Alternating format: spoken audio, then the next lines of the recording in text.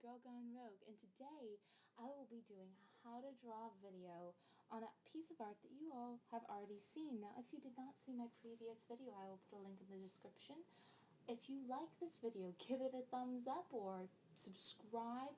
If you have any suggestions or if you want me to do anything, just feel free to comment below. I would love anything you guys have to say.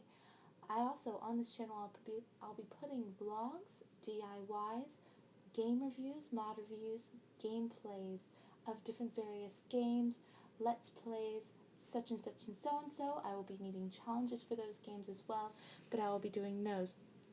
Also, right now I'm doing a voiceover for this, so sometimes I'll be a little bit off, please excuse it. Also, I don't have the best microphone, so it will be a little bit jumpy at times. So that's what I wanted to say. Also, since it's a voiceover, at times I might seem like a bit rushed, but just bear with me. I will get better over time. Alright, so what we're going to do is we're going to get started. To any beginner drawers out there, I want to say I did not get like this overnight.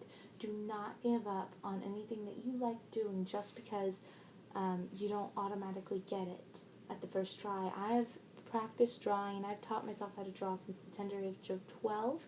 I did get frustrated a lot in that time.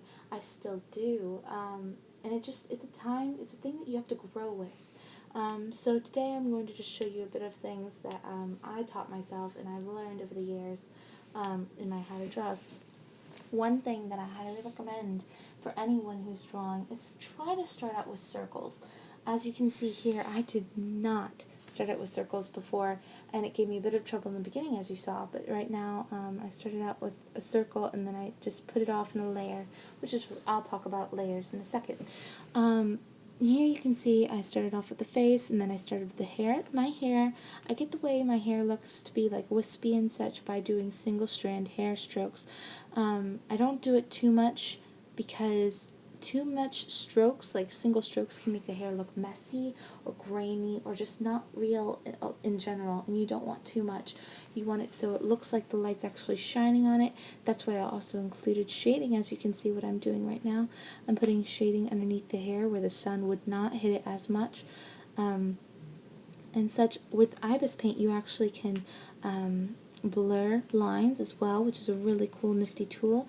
I highly recommend this app. Again, I'm saying this is actually a partial app review, which is really nice. Okay, and one thing I have to say for every piece of art is you want some bit of color. Unless you're going for black and white, you want some color or some shading and such. So here I couldn't be bothered to actually shade in skin tones and eye tones and such, and so I decided, hey, I'm going to put some colorful splotches. Now I used all the colors from the same sort of color portion of the color wheel, so I used orange, peaches, reds, pinks, yellows, and such, and then as you see right now, I'm actually going to outline a section of this picture, and then what you can do with Ibis Paint is you can select a portion of your picture and enlarge it to a size or rotate it to a size and position that you want it. If you originally draw, because I encounter this a lot, I originally draw something and it doesn't turn out the way I wanted it to, so it's not in the right position or something's wrong,